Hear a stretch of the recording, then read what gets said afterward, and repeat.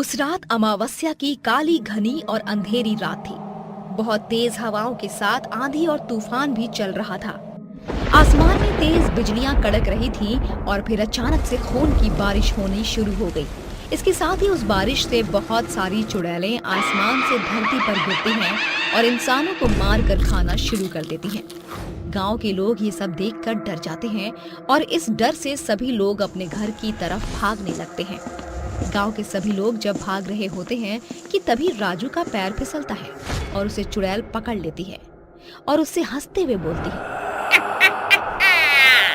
तू मुझसे बचकर भाग रहा था, लेकिन देख मैंने तुझे पकड़ लिया। अब मैं तुझे खा जाऊंगी। राजू ये सुनकर बहुत ही डर जाता है और चुड़ैल के सामने गिरने लगता है और गिरते हुए बोलता है, मुझे छोड़ दो, मुझे मत खाओ, जाने दो मुझे, भगवान के लिए मेरी जान बख्श दो। तुझे छोड़ दूं? कभी नहीं। राजू के इतना कहने पर भी चुड़ैल उसे नहीं छोड़ती है और उसे उठाकर खा जाती है। उस रात वो सभी चुड़ैलें एक एक करके गांव के आधे से ज्यादा इंसानों को खा लेती हैं और वहां से वापस चली जाती हैं। फिर अगले दिन सुबह उठकर गांव वाले अपने अपने घरों के दरवाजे खोलकर घर से बाहर निकलते हैं और गांव का नजारा देखकर डर जाते हैं। चारों तरफ लाशें ही लाशें होती हैं। तभी राजू के बड़े भाई मोहन की नजर राजू की लाश पर पड़ती है, जिसे देखकर वो फूट फूट कर रोने लगता है और बोलता है, वो खतरनाक चुड़ैल मेरे मासूम भाई को खा गई और ऐसी न जाने कितने लोगों को खाया होगा उसने। आखिर कब तक हम ऐसे अपने लोगों को मरते हुए देखते रहेंगे? हमें इस समस्या का कोई हल निकालना चाहिए। जिसके बाद मोहन और गांव के सभी लोग मिलकर सरपंच के घर जाते हैं। राम राम सरपंच जी।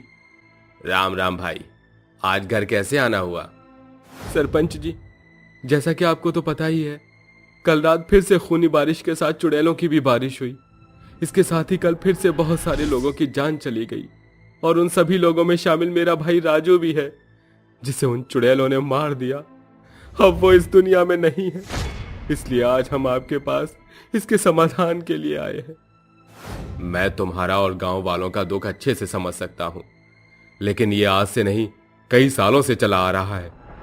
जैसा कि तुम जानते ही हो कि मैंने इसके समाधान के लिए इस गांव में कई बाबाओं को बुलाया, लेकिन उन चुड़ैलों ने उन्हें भी मौत के घाट उतार दिया।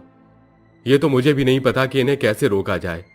अब तो सिर्फ भगवान ही हमारी मदद कर सकते हैं।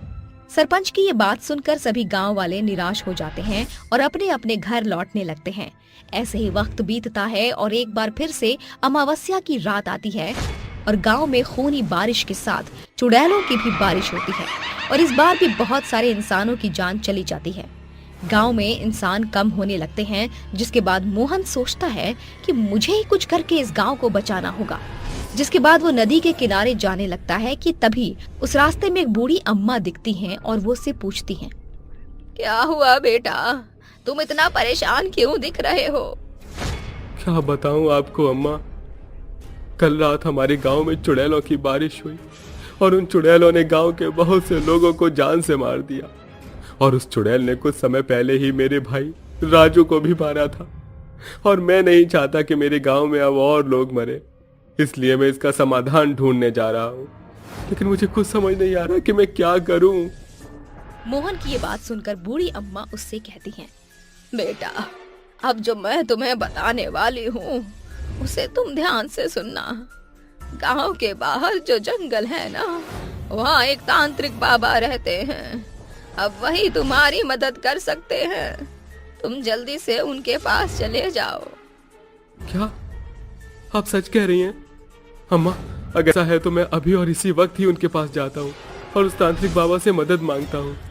जिसके बाद मोहन जंगल में जाता है और तांत्रिक बाबा को ढूंढने लगता है कि तभी उसे एक पेड़ के नीचे तांत्रिक बाबा दिखते हैं और वो दौड़कर उनके पास जाता है और उनसे बोलता है, प्रणाम बाबा, मैं आपके पास ही वाले गांव से आपकी तलाश में यहाँ आया हूँ और आपसे मदद चाहता हूँ बाबा।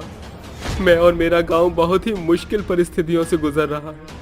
उस गांव हर अमावस्या की रात खूनी बारिश होती है, इसके साथ ही चुड़ैलों की भी बारिश होती है। आसमान से बहुत सारी चुड़ैलें धरती पर गिरती हैं और एक एक करके सभी इंसानों को खाकर खत्म करती जा रही हैं। कृपया करके आप हमारी मदद करिए बाबा। मोहन की ये बात सुनकर तांत्रिक बाबा उसकी मदद करने के लिए तैयार हो जाते हैं और उससे बोलते हैं, बेटा तुम निश्चिंत होकर यहाँ से घर जाओ। अमावस्या की रात मैं खुद ही तुम्हारे गांव में आऊंगा। फिर अमावस्या की रात आती है और गांव में खूनी बारिश के साथ चुड़ैलों की बारिश भी शुरू हो जाती है। और तभी वहां पर बाबा आते हैं और मंत्र पढ़ने लगते हैं और अपने मंत्रों से एक चुड़ैल को कैद कर लेते हैं और उससे पूछते हैं, तू ये सब क्यों कर रही है? क्यों तू इंसानों को मार कर खा रही है?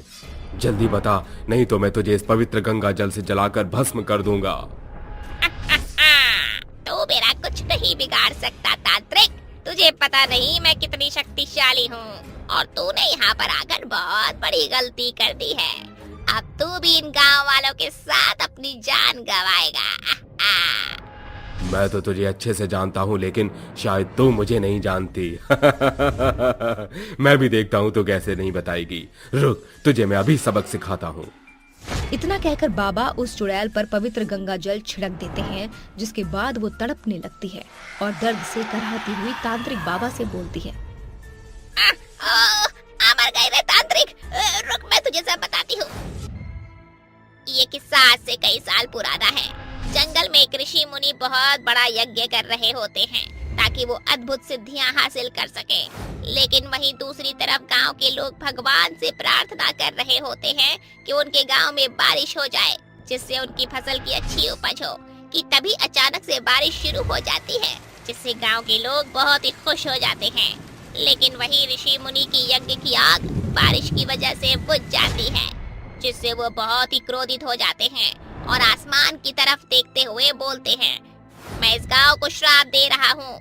आज से जब भी अमावस्या की रात आएगी तो उस रात आसमान से खून की बारिश के साथ चुड़ैलों की भी बारिश हुआ करेगी और वो सभी चुड़ैल गांव के इंसानों को खा जाया करेगी। इतना कहकर ऋषि मुनि वहाँ से चले जाते हैं, जिसके बाद उस गांव में हर अमावस्या की रात खूनी बारिश के साथ चुड़ैलों की बारिश होना शुरू हो जाती है और तब से ये सिलसिला चलता आ रहा है।